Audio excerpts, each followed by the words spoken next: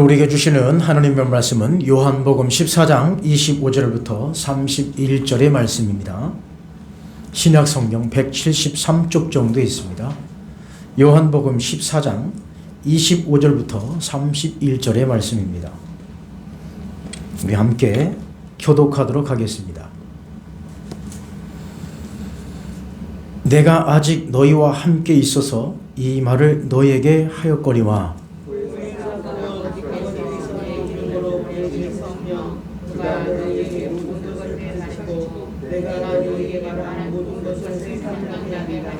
평안을 너희에게 끼치노니 곧 나의 평안을 너희에게 주노라.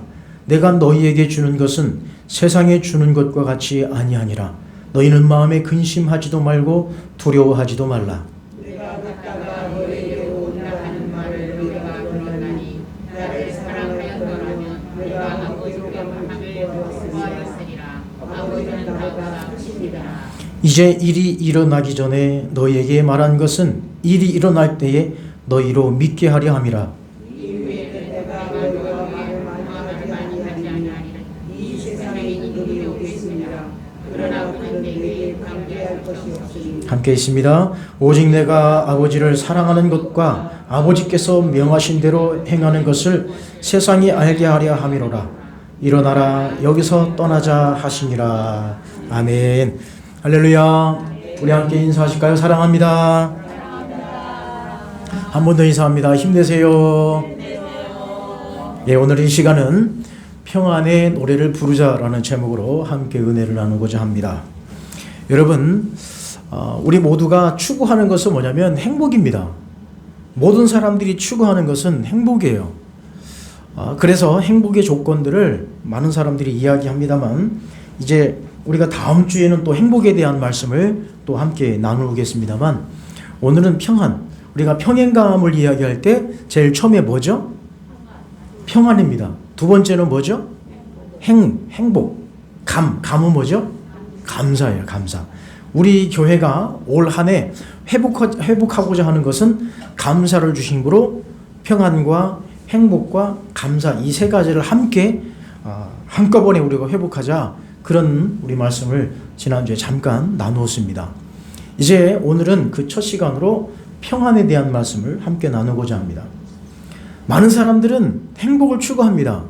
그래서 칸트는 세 가지를 이야기했어요. 행복의 세 가지 조건. 어떻게 살아가야 행복할까? 과연 어떤 사람이 행복할까라는 그런 이 과제. 그 첫 번째는 뭐냐? 할 일이 있는 사람이 행복하다. 할 일이 있는 사람. 내가 무슨 일을 할 수 있다라고 하는 자체만으로도 충분히 행복한 거예요. 또 두 번째는 사랑하는 사람이 있는 사람이 행복하다는 겁니다. 내가 사랑하는 사람이 아무도 없고 나 홀로 산다? 그건 행복한 게 아니에요. 물론 뭐 저 산속에 가서 혼자 사시는 분도 계시겠습니다만 그분들 나름대로 행복하다고 하지만 진짜 행복은 뭐냐? 내가 사랑할 수 있는 사람이 있는 거예요. 사랑하는 사람이 있는 거예요. 사랑하고 있는 그 자체가 행복하다고 하는 것이죠. 그리고 또 하나는 뭐냐? 세 번째는 희망이 있는 사람이 행복하다라고 이야기합니다. 이 칸트가 이야기한 이 세 가지 행복, 여러분들은 그러면 행복하십니까? 여러분들이 지금 행복한 이 조건 세 가지를 갖추고 있습니까? 여러분 할 일이 있으시면 행복한 거예요. 또 사랑하는 사람이 있으면 행복한 거예요. 희망이 있으면 행복한 겁니다. 그러나 여러분 이 모든 세 가지가 다 있다 할지라도 뭐가 중요하냐면 뭐가 있어야 행복할까요? 바로 이겁니다. 그래서 사람 마음이 편해야 되는 거예요. 사람 마음이 평안해야 되는 거예요. 내가 아무리 할 일이 있다 할지라도 내 마음이 평안하지 않냐고, 내 마음이 조금 무겁고 내 마음이 좀 고통스럽고 내 마음에 껄끄러움이 있으면 다 부질없는 거예요. 그러니까 평안이 있어야 할 일도 행복한 거고요. 평안이 있어야 사랑도 하는 거고 평안이 있어야 희망도 있는 거예요. 그러면 여러분 우리가 한 번쯤 이 시기에 들어온 말이 있죠. 제가 작년에도 이 말씀을 한번 한 적이 있어요. 코로나19로 인하여서 생겨난 신조가 있죠. 그게 뭐죠? 코로나 블루라고 하는 이 무서운 말이 생겼어요. 코로나 블루. 이 코로나로 인해서 생긴 이 신조 코로나 블루가 뭐죠? 이 코로나 블루는 다 지금 뭐냐면 불안하다는 거예요. 불안하다는 거. 다 지금 이 스트레스에 쌓여 있다는 겁니다. 지금 우리가 굉장히 지금 위태위태합니다. 지금 전 세계적으로 지금 이런 흐름이에요. 지금 어떤 상황이냐? 여러분, 우리 자영업자들이 얼마나 어려운지 아십니까? 자영업자가 어려우니까 누가 어렵냐면 그 밑에 일하는 사람들 다 힘든 거예요. 그래서 이 코로나 블루가 왜 생겼냐면 다 지금 코로나19로 인해서 지금 굉장한 이 공포가 있다는 거죠.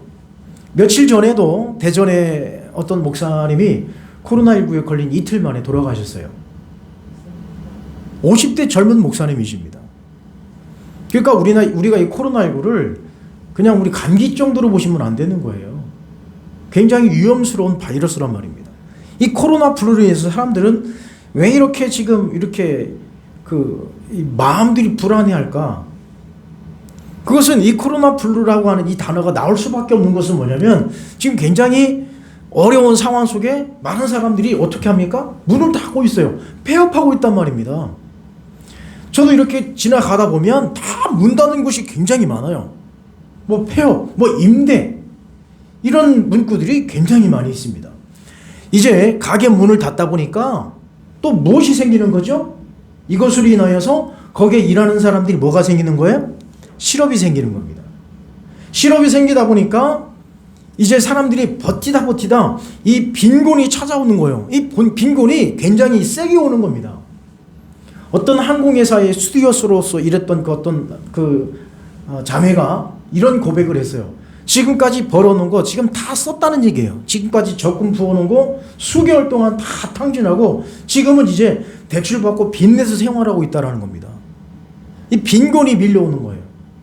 빈곤이 밀려오다 보니까 이제 뭐가 더 커지냐면 이제 지금 급속도로 급상승하고 있는 이 수치 가운데 사살률이 굉장히 올라가고 있습니다. 그래서 이 코로나 블루라고 하는 이 신조어가 나오면서 각 지방자치단체에서는 지금 어디에 지금 굉장히 관심을 갖고 있냐면 이 자살률을 낮추기 위한 이 상담 프로그램들이 굉장히 활발하게 지금 이루어지고 있다는 거죠. 여러분들도 좀 내 마음이 불안하고 상담받고 싶으면 주민센터에 가시면 이 코로나 블루로 인한 상담을 받을 수 있다는 거 여러분 기억해 주시기 바랍니다. 지금 우리는 이렇게 굉장한 지금 공포 속에 살고 있다는 겁니다. 하루하루가 지금 굉장히 어떤 사르는 판을 건 듯한 그런 느낌으로 살아가고 있어요. 그 가운데 예수님께서 오늘 요한복음 14장 말씀을 통해서 우리에게 주시는 이 말씀이 굉장히 우리에게는 크게 다가옵니다. 어떤 말씀입니까? 오늘 본문 말씀 27절 말씀입니다. 함께 읽어보실까요? 시작. 평안을 너희에게 끼치노니 곧 나의 평안을 너희에게 주노라. 내가 너희에게 주는 것은 세상에 주는 것 같지 아니하니라. 너희는 마음에 근심하지도 말고 두려워하지도 말라. 아멘. 여러분 이 말씀이 참 이 시대적으로 우리 예수님께서 우리에게 주시는 생명의 말씀 아니겠습니까? 정말 우리에게 지금 필요한 말씀이 뭐냐? 바로 이 평안의 말씀이라는 거예요. 그런데 지금 이 말씀은 누구에게 주시는 말씀이냐? 예수님께서 제자들에게 주시는 말씀인데 제자들에게 왜 이 말씀을 하셨을까? 제자들에게 지금 왜 예수님께서 생뚱맞게 너희들에게 평안을 주겠다. 왜 이 평안을 말씀해 주셨을까요? 지금 이 시대적으로 지금 우리에게 지금 이 말씀이 어떨까요? 어떻습니까? 주님 절실합니다. 지금 우리에게 필요한 건 이거예요. 주님 너무 지금 절실합니다. 지금 제자들에게도 지금 절실하게 필요한 것은 뭐냐? 저 평안이라는 거죠. 예수님은 지금 제자들의 마음을 훤히 꿰뚫고 계시기 때문에 이 제자들에게 생뚱맞게 갑자기 평안을 말씀하시는 이유는 무엇이냐? 제자들에게 절실하게 필요한 것이 뭐냐? 지금 평안이라는 거예요. 그러면 왜 예수님께서 이 가운데 예수님과 제자들 가운데 대화를 나누시면서 평안을 말씀하셨을까? 그 말씀의 배경을 잠시 보고자 합니다. 예수님께서 돌아가시기 전에 행보를 쭉 뒤돌아보면 예수님께서 잡히시기 전에 며칠간의 그 행보 가운데 아주 중요한 예수님의 행보를 찾을 수 있습니다. 그것은 뭐냐면 세 가지를 볼 수 있어요. 하나는 감람산 강론이고요. 또 하나는 다락방 강론이고 또 하나는 포도나무 강론입니다. 그래서 이 세 글자를 감다포라고 하는데, 감람산 강론, 다락방 강론, 포도나무 강론, 이 세 가지가 예수님의 마지막 행복 가운데 굉장히 중요한 예수님의 자취라는 거죠. 그러면 감람산 이 행보는, 감람산 강론은 무엇을 말씀하고 계시냐면, 마태복음 24장부터 25장 말씀에 보면 예수님께서 감람산에서 제자들에게 무엇을 말씀하고 계시면 저 네 가지를 말씀하십니다. 마태복음 24장 25장 보면 예수님께서 예루살렘 성전이 파괴될 것이다 라고 말씀합니다. 그리고 예수님께서도 우셨어요. 예루살렘 성전이 파괴될 것을 말씀하시면서 예수님도 눈물을 흘리셨다는 거죠. 그리고 종말의 징조, 종말에는 이런 일이 생길 것이다, 기근과 지진과 여러 가지 전염병들이 돌 것이다 라고 하는 이 종말론적인 이 징조를 말씀해 주십니다. 그러면서 예수님께서 다시 인자가 다시 올 것이다, 그러면서 최후의 심판, 인류의 모든 심판을 심판자가 와서 하실 것이다 라고 하는 이 감람산 강론을 예수님께서 말씀해 주시는 거예요. 자, 여러분, 저 감람산 강론 말씀을 잘 보십시오. 분위기가 어떻습니까? 분위기가 지금 어떤 분위기죠? 세상이 다 망해버리는 그런 지금 상황이란 말이에요. 자, 그러면 다락방 강론으로 가보실까요? 다락방 강론은 어디에 기록되어 있느냐? 요한복음 13장 14장에 기록되어 있습니다. 오늘 우리가 읽은 말씀, 전 말씀 13장과 14장 말씀에 다락방에서 예수님 제자들을 불러 모아놓고 강론하시는 거예요. 그 내용은 뭐냐? 요한복음 13장과 14장 말씀에 제자들의 발을 씻겨주십니다. 그리고 베드로의 부인을 이야기합니다. 베드로의 와이프 얘기가 아니라 베드로 부인, 베드로가 예수님을 모른다 할 것이다 라고 하는 예수님의 예언의 말씀이 저 13장 14장에 나옵니다. 그리고 예수님께서 내가 곧 길이요 진리요 생명이다 라고 말씀하시고, 그리고 14장에 평안을 너에게 주노라 말씀하시면서 보혜사 성령님에 대해서 말씀하십니다. 보혜사 성령을 너에게 보내겠다라고 하는 이 약속의 말씀을 이 다락방 강론을 통해서 말씀하십니다. 그리고 포도나무 강론은 무엇이냐? 예수님께서 이제 제자들에게 무엇라고 말씀하십니까? 오늘 본문 말씀 끝절에 자, 우리 여기를 떠나자 말씀하시지 않습니까? 그래서 예수님께서 제자들과 함께 이제 겟세마네 동산으로 가시는 거예요. 그 가는 길에 어디를 들르시냐면 포도나무 있는 곳을 지나가시는데 예수님께서 그 포도나무를 보시고 그냥 지나가시는 것이 아니라 거기서 포도나무를 바라보시면서 말씀하시는 거예요. 그것이 요한복음 15장입니다.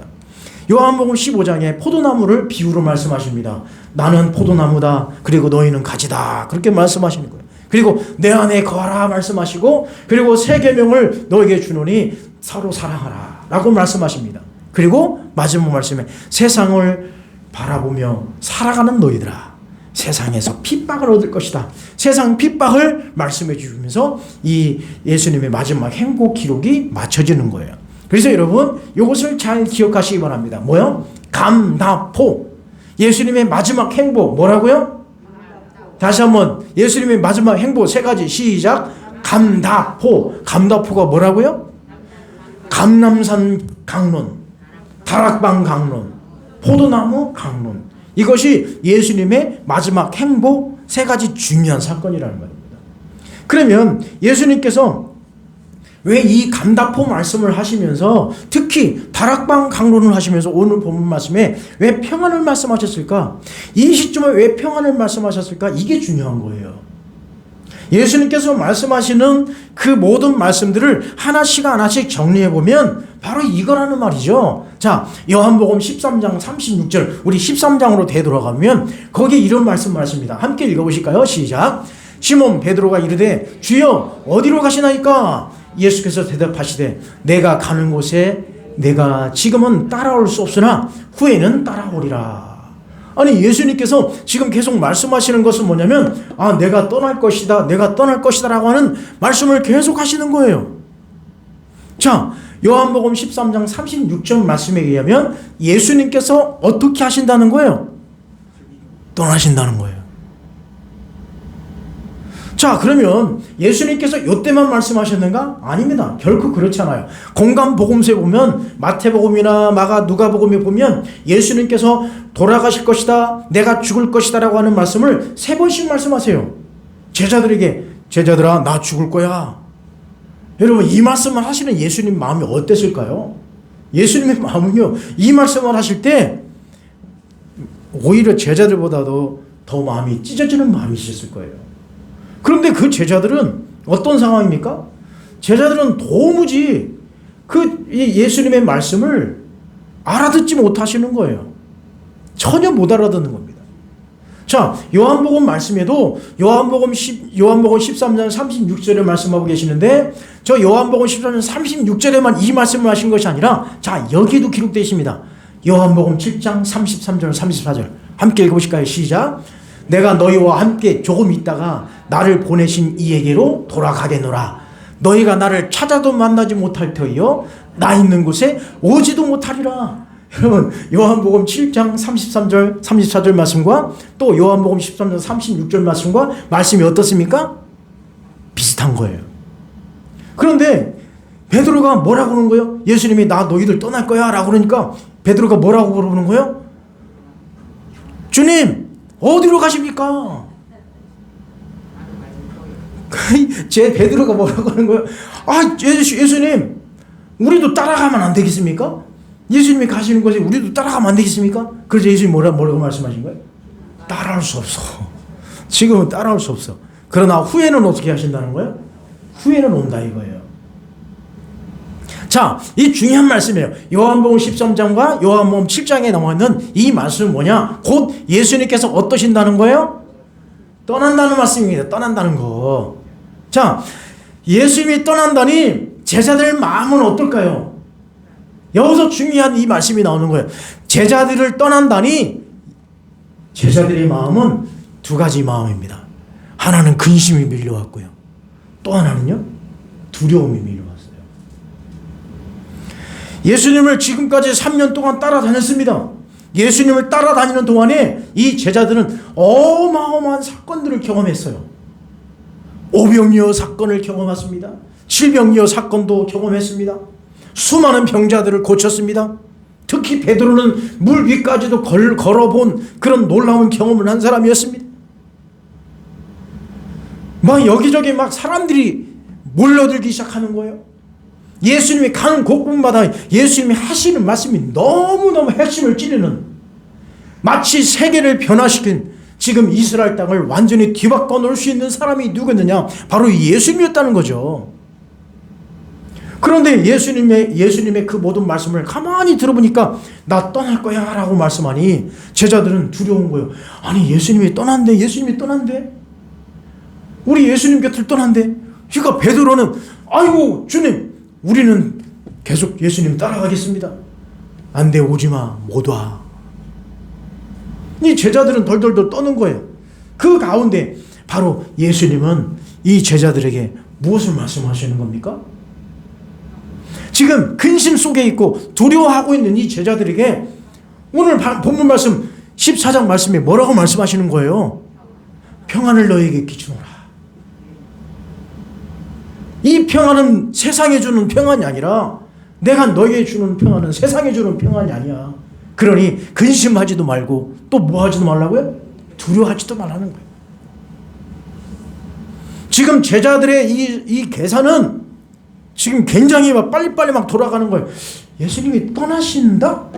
그러면 내 자리는 어떻게 되고 지금 내 지위는 어떻게 되지?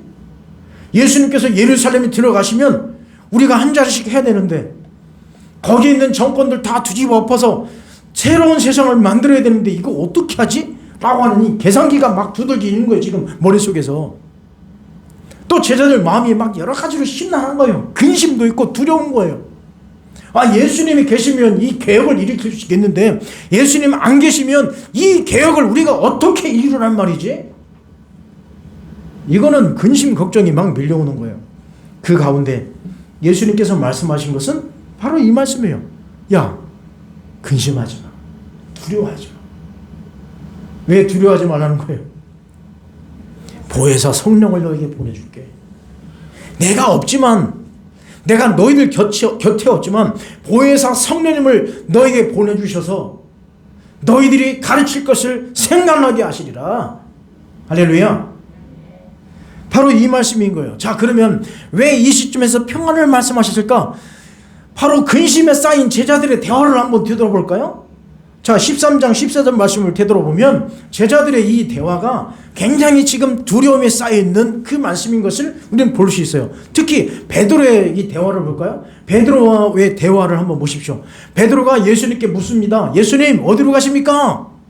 예수님 어디로 가십니까? 예수님 우리가 가는 곳에 우리도 가겠습니다. 그리고 또 뭐라고 말씀하십니까? 우리가 예수님을 위해서 뭐까지요? 목숨까지도 바치겠습니다. 그렇게 말합니다.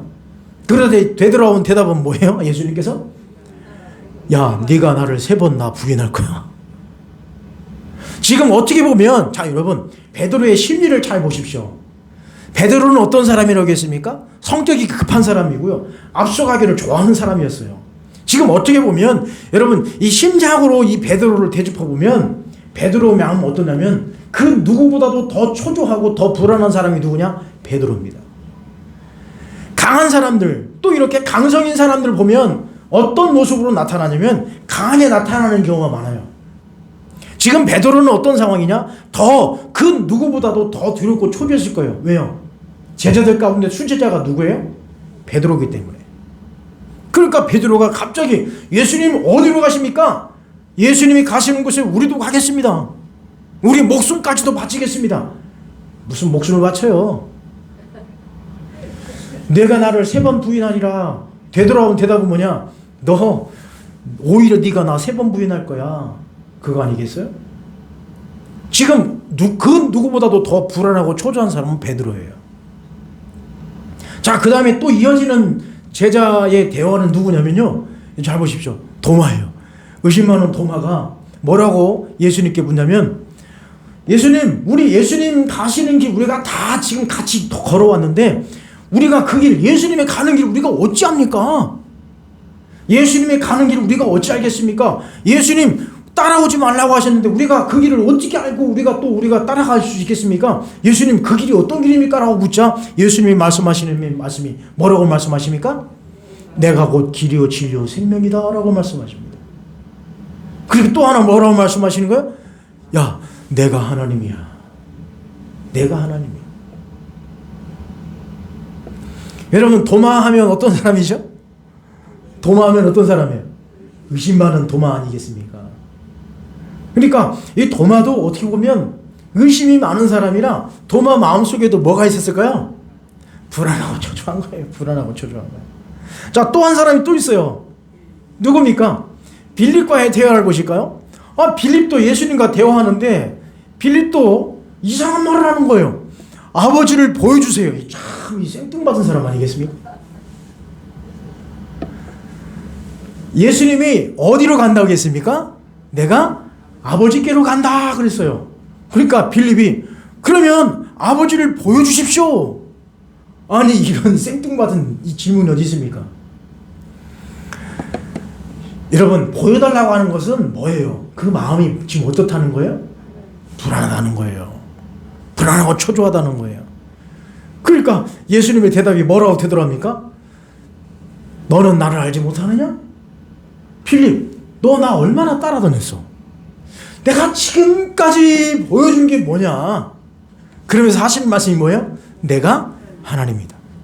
나를 본 자는 누구를 본 거예요? 아버지를 본 거예요. 바로 지금 베드로나 도마나 필립들의 이 대화를 보면 다 그 뒤 이면에 무엇이 숨겨져 있냐면 불안과 초조와 두려움이 이들에게 있는 거예요. 근심이 쌓인 거예요. 그러니까 예수님은 이 제자들에게 무엇을 말씀하십니까? 자, 말씀을 한번 보십시다. 요한복음 14장 25절부터 27절입니다. 함께 읽어보십니다. 시작. 내가 아직 너희와 함께 있어서 이 말을 너희에게 하였거니와 보혜사 곧 아버지께서 내 이름으로 보내실 성령 그가 너희에게 모든 것을 가르치시고 내가 너희에게 말한 모든 것을 생각나게 하리라. 평안을 너희에게 끼시노니 곧 나의 평안을 너희에게 주노라. 내가 너희에게 준 것은 세상이 주는 것과 같이 아니하니라. 너희는 마음에 근심하지도 말고 두려워하지도 말라. 아멘. 여러분 그렇습니다. 바로 이렇게 지금 우리에게 주시는 말씀이 바로 이 말씀인 거예요. 지금 제자들에게 주시는 그 말씀이 바로 누구의 말씀입니까? 우리의 말씀인 거예요. 지금 제자들에게 선포한 말씀이 지금 이 세상에 살고 있는 우리에게 주시는 하나님의 말씀이시라는 겁니다. 여러분, 지금 두려움에 떨고 있는, 공포 속에 떨고 있는 그 제자들에게 말씀하시는 것은 뭐냐? 얘들아, 걱정하지 마, 근심하지 마. 이제 나는 떠나지만 누구를 너에게 보낼 것이다? 보혜사 성령님을 너에게 보낼 주실 것이야. 그러니 너희는 마음에 근심하지도 말고 두려워하지도 말라 말씀하시는 겁니다. 자, 예수님께서 떠나셔야 된다. 이게 중요한 신학적인 주제예요. 여기에 떠나심과 보내심. 자, 떠나심은 무엇이고 보내심은 무엇일까요? 자, 떠나심은 누가 떠나는 거예요? 예수 그리스도가 떠나시는 거. 보내심은 누가 오시는 거예요? 보혜사 성령님이 오시는 거예요. 곧 이것은 뭐냐? 하나님이 다시 이제 영으로 보이지 아니하시는 성령으로 다시 우리에게 오신다는 얘기예요. 예수 그리스도는 떠나셔야 되는 거예요. 예수님은 제자들을 떠나셔야 되는 거예요. 예수님은 이 세상에서의 모든 사역을 마치시고 떠나셔야 되는 거예요. 왜요? 하나님이시니까. 또 메시아시니까. 메시아가 영원히 계시는 것이 아니라 구원해 주시고 떠나시는 거예요. 이것이 예수 그리스도의 사명이라는 얘기입니다. 그러므로 예수님은 떠나시는 거예요. 그래서 예수님은 계속 떠나시기를 말씀하시고 계시는 거예요. 마태복음 우리가 전에 말씀 보지 않았습니까? 마태복음 24장 25장 거기에 종말론적인 말씀을 계속 말씀하는데 그것은 뭐냐? 이제 내가 떠나는 그날이 세상 종말이고 또 내가 다시 오는 그날이 세상 종말이다 이거예요. 그러므로 예수 그리스도가 떠나는 것은 하나님의 계획이에요. 떠나셔야 누가 오시는 거예요? 성령님이 오시는 거예요. 떠나심과 보내심은 같은 맥락이 있다는 거예요. 근데 제자들은 그걸 몰랐던 거예요. 예수님이 떠나는 것만 생각했지. 보혜사 성령님을 보내주신다고 하는 이것은 이들이 아직 깨닫지 못했다고 하는 것입니다. 그렇습니다. 떠나심과 보내심, 이 놀라운 은혜가 우리에게 있는 줄 믿습니다. 바로 이제 보내심의 은혜, 예수 그리스도는 떠나시지만 이제는 또 다른 성령의 역사가 우리 가운데 오셔서 그 보내주시는 보혜사 성령님을 통해서 이제는 제자들이 어떤 삶을 사느냐, 예수님과 같이 다니면서 떠돌아다니면서 사역하는 것이 아니라 이제는 성령님과 연합하여서 그 성령님과 더불어 이제 사역을 감당하는 증인으로서의 삶을 이제 살아가게 된 것이죠. 여러분, 이제 우리도 평안을 노래합시다. 새해를 시작하는 이 시기 우리가 부를 노래가 무슨 노래입니까? 우리가 부를 노래가 어떤 노래입니까? 평안을 노래하십시다. 평안을 노래하는 우리 모두가 될 수 있기를 간절히 축원합니다. 가는 세월 그누가 세월 타령하지 마시고 오로지 누구를 바라보는 거예요? 하나님을 바라보며 주님이 주시는 예수 그리스도께서 선포하신 그 말씀 평안을 우리에게 주신다고 말씀하셨으니 그 평안의 노래가 여러분 심령 속에 가득가득 울려 퍼질 수 있기를 간절히 축원합니다. 평안을 노래하십시다. 여러분, 이 평안, 왜 우리가 평안할 수 있을까요? 지금 세상은 난리예요. 세상은 난리 속입니다. 여러분, 난리 아닌 곳이 어디 있어요? 세상은 지금 온통 난리 속에 있습니다. 그러나 이 온통 난림에도 불구하고 우리가 왜 평안할 수 있을까요? 우리가 평안할 수 있었던 것은 무엇이냐? 바로 이것 때문에 그렇죠. 요한복음 14장 14절입니다. 함께 있습니다. 시작. 내 이름으로 무엇이든지 내게 구하면 내가 행하리라. 할렐루야. 여러분, 그렇습니다. 우리 주님께서는 무엇을 약속해 주셨느냐? 내 이름으로 무엇이든지 구하면 내가 행하리라 말씀하시는 거예요. 그것은 무엇입니까? 들어주심입니다. 들어주심. 바로 보혜사 성령님이 오셔서 우리 가운데에 평안할 수 있는 것은 무엇이냐? 그 성령님이 어떻게 해주시느냐? 들어주신다는 거예요. 우리 주님께서 들어주신다는 거예요.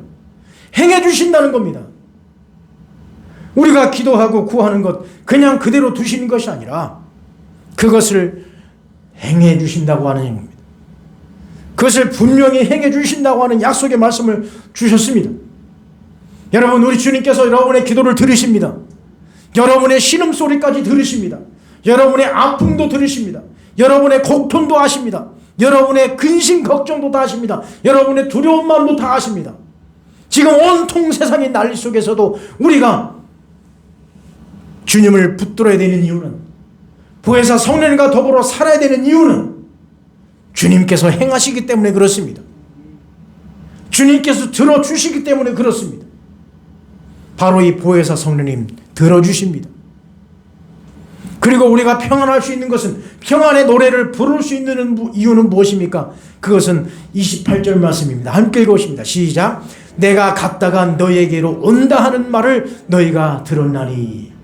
여러분, 떠나가시는 것으로 끝나는 것이 아니라 어떻게 하신다는 거예요? 오신다는 거예요. 그것이 무엇이냐? 바로 함께 하심입니다. 그냥 우리를 고아처럼 내버려 두시는 것이 아니에요. 우리를 그냥 방치해 두시는 것이 아닙니다. 그냥 떠나는 것으로 끝나는 것이 아니라 다시 오시고 보내주신다는 얘기예요. 그것은 바로 함께 하신다는 거예요. 그렇습니다. 우리 주님은 여러분과 함께 하십니다. 여러분 삶과 함께 하십니다. 여러분의 삶에 깊이 개입해 주십니다. 우리와 늘 함께 하시는 거예요. 그러므로 우리는 평안의 노래를 부를 수 있습니다. 우리 마음은 평안한 거예요.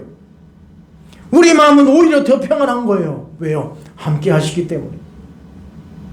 여러분, 혼자라고 생각해 보십시오. 얼마나 고통스럽습니까? 내가 홀로 서 있다라고 생각해 보십시오. 얼마나 힘듭니까? 그러나 여러분, 우리 주님은 여러분과 함께 하십니다. 갔다가 오신다는 거예요. 그것으로 떠나신 것으로 끝나는 것이 아닙니다. 얼마 전 어떤 목사님께서 저에게 간단한 문구지만 그 문구가 저의 마음을 울렸어요.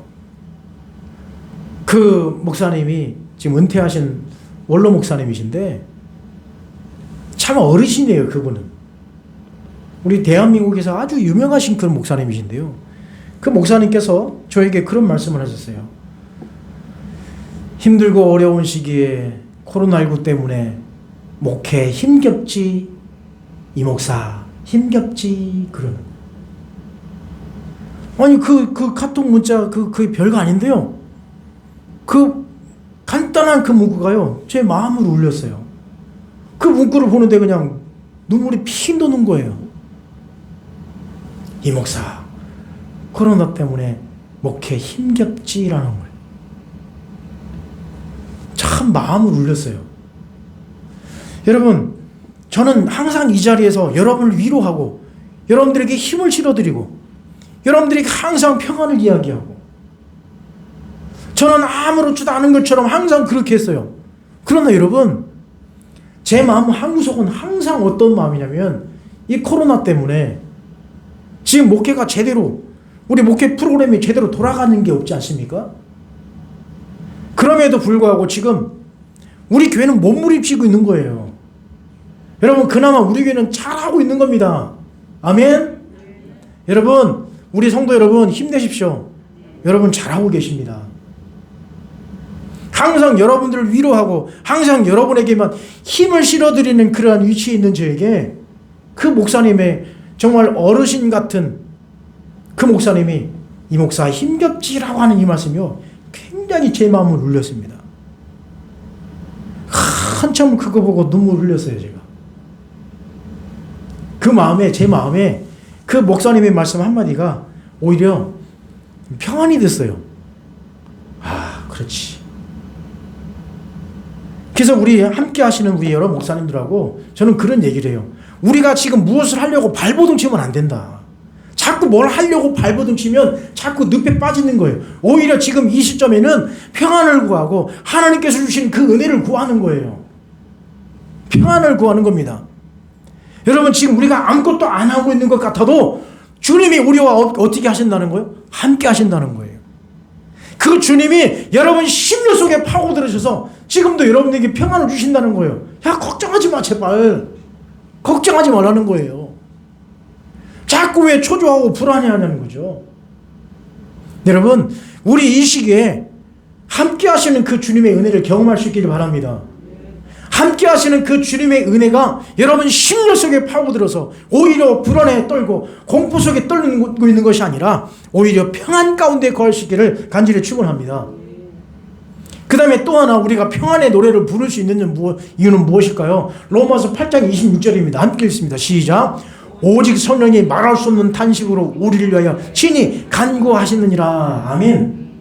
여러분, 이 말씀은 무엇입니까? 바로 우리 성령님께서 우리를 위해서 어떻게 하신다는 거예요? 간구하십니다. 간구하십니다. 여러분, 우리가 지금 기도할 수도 없어요. 새벽에 나와서 기도할 수도 없습니다. 우리가 마음껏 나와서 우리 함께 손잡고 기도할 수도 없어요. 그러나 걱정하지 말라는 거예요. 왜요? 보혜사 성령님께서 우리를 위해서 친히 간구하신다는 거예요. 내가 기도 못해도, 내가 기도 안 하고 있어도 누가 대신 기도해 주신다는 거예요? 성령님께서 말할 수 없는 단식으로 우리를 위하여 간구하신다는 얘기입니다. 할렐루야. 그러니 오늘 우리가 희망의 노래를 부를 수 있는 것은 뭐냐? 들어주시고 함께 하시고 우리를 위해서 친히 간구하시는 보혜사 성령님을 보내주시는데 뭐가 걱정이냐 이 말이고요. 뭐가 두려워서 뭐가 그렇게 근심 속에 있냔 말입니다. 지금 제자들에게 말씀하신 것은 뭐예요? 야, 나 떠나도 걱정하지 마. 너에게 보혜사 성령님을 보내주셔서 오히려 그 성령님으로 말미암아 너희들이 증인으로서의 삶을 살 것이니 걱정하지 말라는 거예요. 여러분, 보혜사 성령님이 여러분 안에 계신 줄 믿습니다. 성령님이 여러분 심령 속에 계신 줄 믿습니다. 그 성령님이 지금 여러분을 위해서 간구하시는 거예요. 아이고 어떡해요, 지금 새벽에 나오지도 못하는데요. 아이고 어떡해요, 지금 우리가 기도하지도 못하는데요. 왜요? 여러분, 지금 보혜사 성령님이 여러분을 위해서 기도합니다. 여러분이 있는 곳에서 기도의 자리를 지키시면 되는 거예요.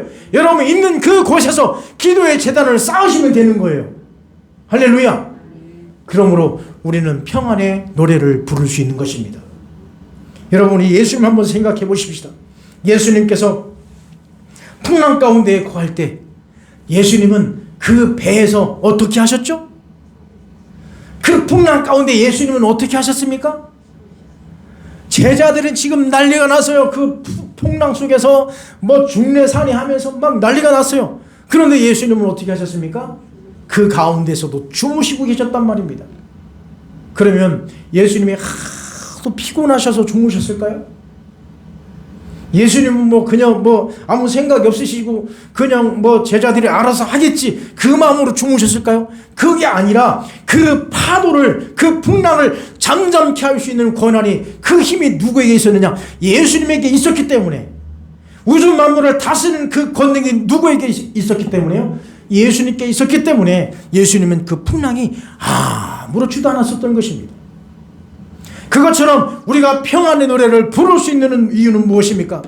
우리와 함께 하시는 그 주님께서, 보혜사 성령님께서 들어주시고 함께 하시고 간구해 주시는 그 은혜가 있기 때문에 이 세상이 요동치고 이 세상이 난리판이다 할지라도 우리는 평안히 잠잘 수 있는 거예요. 평안히 있을 수 있는 거예요. 평안의 노래를 부를 수 있는 줄 믿습니다. 여러분, 이제 평안의 노래를 부르십시오. 걱정하지 마십시오. 주님이 떠난다 할지라도 걱정하지 말라고 하시는 그 이유는 보내주신다는 거예요. 지금 우리가 아무것도 안 하고 있는 것처럼 보여지지만 아니에요. 보혜사 성령님께서 여러분이 심령 속에서 지금도 계속 일하고 계신 줄 믿습니다. 여러분 속에서 주님이 계속 여러분을 통하여 역사를 만들어 가실 줄 믿습니다. 이제 여러분, 우리 교회가 평안의 노래를 부르십시다. 평안의 노래가 막 울려 퍼지기를 바랍니다. 여러분 심령 속에서, 여러분 가정 속에서 평안의 노래가 계속 울려 퍼져주시기를 간절히 축원합니다. 여러분 힘차게 달려가십시오. 노래 부르면서 달려갈 수 있는 우리 중심교회 될 수 있기를 간절히 축원합니다. 기도하겠습니다. 거룩하신 하나님 아버지, 감사합니다. 두렵고 떨 수밖에 없었던 제자들에게 예수님께서 평안을 너에게 주노라. 이 평안은 세상에 주는 것과 같지 않다고 말씀하시면서 근심하지도 말고 두려워하지도 말라고 말씀해 주셨습니다. 하나님, 지금 세상은 온통 난리입니다. 난리 아닌 곳이 없습니다. 코로나 블루로 인하여서 많은 사람들이 두렵고 떨고 있으며 자살도 많은 사람들이 하고 있습니다. 이 가운데 우리는 평안을 노래하겠습니다. 우리 주님께서 들어주시고 함께 해주시고 간구해 주시는 그 은혜가 있기에 우리 모두도 이제는 평안의 노래를 부르겠사오니 우리의 노래를 받아 주옵소서. 우리의 노래를 들으시옵소서. 평안 가운데 거하는 우리 모두가 되게 인도하옵소서. 평안한 교회 되게 하옵소서. 예수님의 이름으로 기도하옵나이다. 아멘.